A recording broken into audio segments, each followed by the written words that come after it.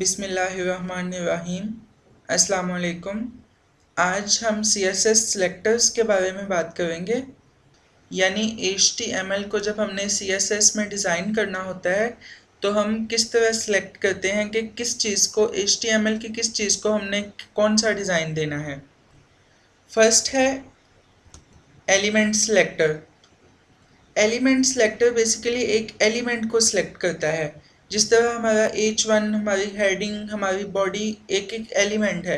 जब हमने किसी एलिमेंट को सेलेक्ट करना होता है तो हम एलिमेंट सेलेक्टर यूज़ करते हैं। जिस तरह लास्ट वीडियो में हमने अलग-अलग एक एक एलिमेंट को सिलेक्ट करके उसको डिज़ाइन किया था, उसको प्रॉपर्टीज़ उस पर अप्लाई की थी। यानी इसमें ये होता है कि टैग के बगैर सिर्फ उसका नेम लिख देना होता है एलिमेंट का। जैसे बॉडी सेलेक्ट की है तो ओनली बॉडी का नेम बॉडी लिख देंगे हम। अभी हम आगे प्रैक्टिस करेंगे, उससे क्लियर हो जाएगा कि किस तरह सेलेक्टर्स यूज़ होते हैं CSS में। नंबर 2 है क्लास सेलेक्टर। क्लास सेलेक्टर जो है बेसिकली एक से ज़्यादा एलिमेंट्स को सिलेक्ट करने में यूज़ होता है।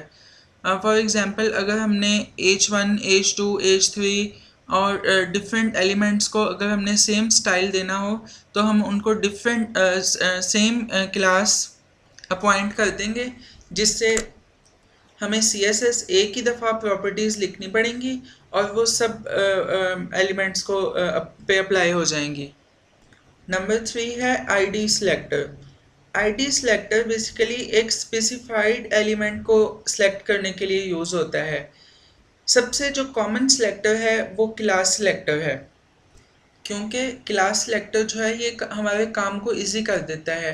हमने 2-3 प्रॉपर्टीज़ डिफरेंट चीज़ों को लगानी हो तो हम एक ही क्लास उन डिफरेंट एलिमेंट्स को असाइन कर देते हैं, और जिससे हम CSS कम लिखते हैं और वो ज़्यादा चीज़ों पे अप्लाई हो जाता है। जबकि एलिमेंट सेलेक्टर में हमें अलग-अलग एलिमेंट सेलेक्ट करने पड़ते हैं बार बार। बेशक एक जैसी ही प्रॉपर्टीज़ अप्लाई करनी हो, लेकिन हर दफ़ा हमें एलिमेंट सेलेक्ट करना पड़ता है, लेकिन क्लास सेलेक्टर में ऐसा नहीं है। अब हम VS कोड में ब्राउज़र में इसकी प्रैक्टिस कर लेते हैं ये किस तरह यूज़ होता है। ये मेरा HTML पेज है, ये यहाँ पे सारा डिज़ाइन हुआ है। अब आपको याद होगा लास्ट वीडियो में हमने जब इसको CSS में डिज़ाइन किया था तो ये बॉडी, H1, पैराग्राफ, H2 अलग-अलग सेलेक्ट किए थे। ये हमारे एलिमेंट सेलेक्टर हैं। एलिमेंट सेलेक्टर में उसका पूरा एलिमेंट का नाम लिखना पड़ता है। ये देखें, ये ऊपर सेलेक्टर स्पेसिफिसिटी बता रहा है कि हमने बॉडी को सिलेक्ट किया है, बॉडी के टैग को सिलेक्ट किया है। यहाँ पे ये हमें बता रहा है H1 को सिलेक्ट किया है, पैराग्राफ सेलेक्ट किया है, H2 सेलेक्ट किया है। ये जो हमने लास्ट वीडियो में किया था ये एलिमेंट सेलेक्टर है। अब यहाँ पे देखें हमारा फॉन्ट साइज 80 पिक्सल, 20 पिक्सल, ये तो पैराग्राफ है। यहाँ पे हम लेट्स सपोज मैंने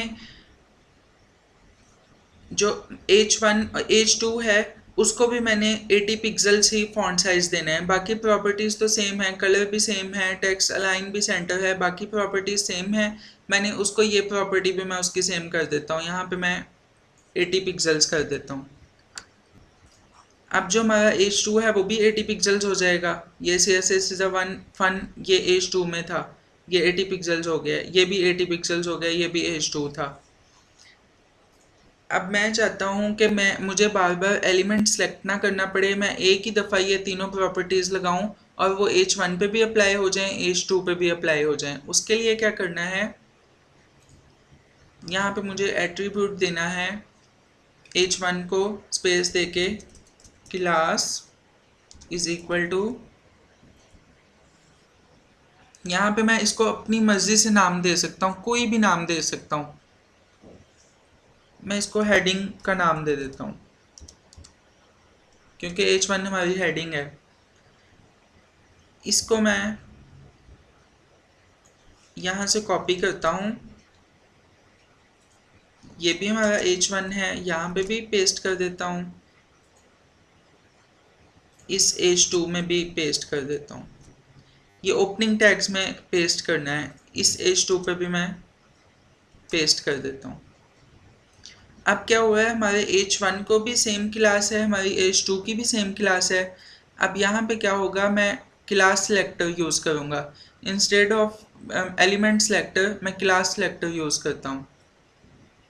मैं इस h2 को रिमूव कर देता हूँ और यहाँ पे क्लास सेलेक्टर यूज़ करता हूँ। क्लास सेलेक्टर को सिलेक्ट करने का वे ये है कि डॉट लगाना है। डॉट जो है ये क्लास के लिए यूज़ होता है, और डॉट लगाने के बाद क्लास का नाम लिख देना है। क्लास को हमने नाम दिया था हेडिंग का।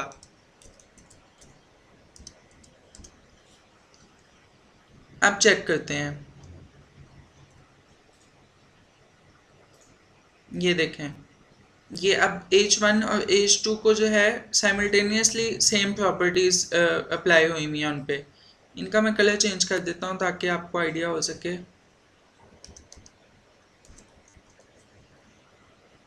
लाइट ग्रीन कर देता हूँ मैं। ये देखें, अब ये मेरे पास ये जो है ये h1 था, ये CSS इज़ ए फन और व्हाट आर स्टाइल शीट्स ये h2 था।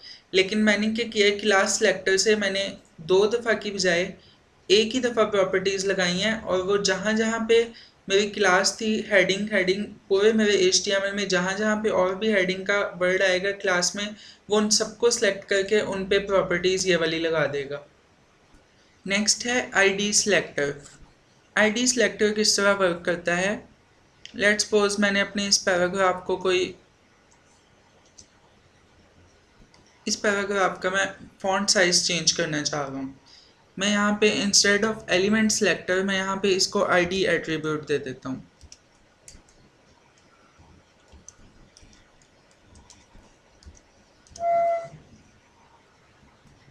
अब यहाँ पे मैं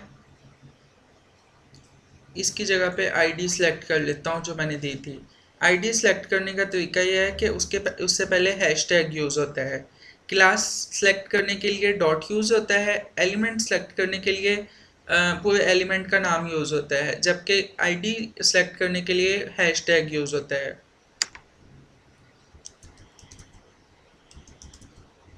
उसके बाद मैंने अपनी ID का नाम दे देना है। अब मुझे पता है कि यहाँ पे मेरे पास ये पैराग्राफ सेलेक्ट है। इसका मैं फॉन्ट साइज 20 की जगह 30 कर देता हूँ, 30 पिक्सल्स। अब देखते हैं, ये देखें, ये जो पैराग्राफ था हमारा उसका साइज जो है ये 30 पिक्सल्स हो गया है। अब दूसरे पैराग्राफ का नहीं हुआ। क्यों नहीं हुआ? क्योंकि उसको मैंने ID नहीं दी थी। यहाँ पे मैं इसको ID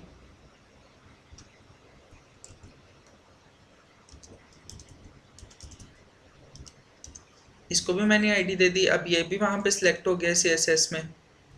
अब इसको भी वही प्रॉपर्टीज़ अप्लाई हो जाएंगी इस पे। ये दूसरे पैराग्राफ पे भी वही प्रॉपर्टीज़ अप्लाई होती हैं। एक बात याद रखनी है कि CSS लिखते हुए आपने जो जो बाद में प्रॉपर्टी दी होगी ना वो अप्लाई होगी, पहले वाली को वो रिजेक्ट कर देगा। लेट्स सपोज मैं यहाँ पे हेडिंग में दूसरी दफ़ा इसको कलर की प्रॉपर्टी असाइन कर देता हूँ। इसको मैं कलर कर देता हूँ, इसका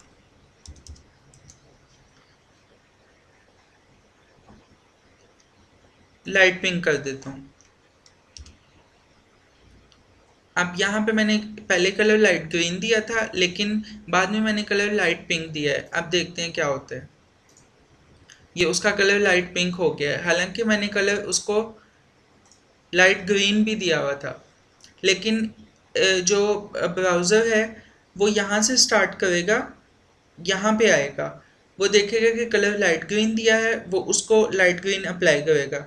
लेकिन उसके बाद जब वो यहाँ से इससे जब आगे चलेगा, नीचे जाएगा, तो वो देखेगा कि उसी हेडिंग को कलर लाइट ग्रीन नहीं लाइट पिंक दिया हुआ है, वो उसको लाइट ग्रीन को रिजेक्ट कर देगा और लाइट पिंक को अप्लाई कर देगा।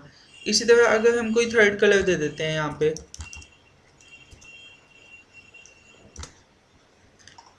मैं इसको मैजेंडा कलर दे देता हूँ। अब क्या होगा, ये मेजेंडा हो गया है। हमेशा याद रखना है कि जो ब्राउज़र है वो पहले वाली प्रॉपर्टी को छोड़ देता है, बाद वाली अप्लाई कर देता है। इसी तरह से लेट्स सपोज मैं क्या करता हूँ, मैं दोबारा फिर क्लास सेलेक्ट कर लेता हूँ हेडिंग की।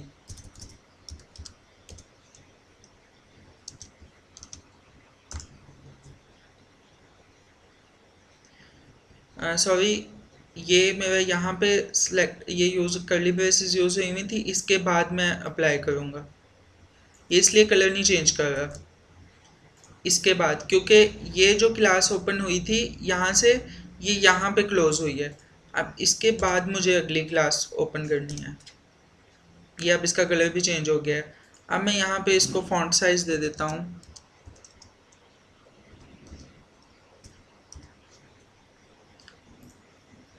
वहाँ पे 80 है, यहाँ पे मैं 50 पिक्सल्स कर देता हूँ।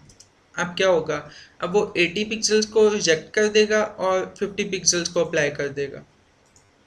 ये देखें 50 पिक्सल्स हो गया और कलर इसका चेंज हो गया, क्योंकि यहाँ पे मैंने बाकी कलर्स डिलीट कर दिया, रिमूव कर दिए बाकी कलर्स की प्रॉपर्टीज। ये 50 पिक्सल्स हो गया, हालांकि यहाँ पे मैंने 80 पिक्सल्स भी अप्लाई किया हुआ, लेकिन उसने पहले उसको अप्लाई किया था, लेकिन जब उसने नीचे रीड किया कि फॉन्ट साइज 50 पिक्सल्स है तो 80 पिक्सल्स रिजेक्ट हो गया, 50 पिक्सल्स अप्लाई हो गया। इस चीज़ का ध्यान रखना है, क्योंकि सेम क्लास को अगर डिफरेंट प्रॉपर्टीज़ असाइन कर दें तो वो बाद वाली प्रॉपर्टीज सेलेक्ट कर लेता है। बाद में फिर परेशानी होती है, फिर समझ नहीं आती कि ये क्यों इस तरह कर रहा है। फिर वो जब बहुत बड़ा डॉक्यूमेंट होता है तो उसको रीड करने में भी मुश्किल होती है और बहुत टाइम लगता है। इसलिए इस चीज़ को आपने माइंड में रखना है कि जो प्रॉपर्टी आप बाद में देंगे वो अप्लाई होगी। Thank you for watching. Allah हाफिज़।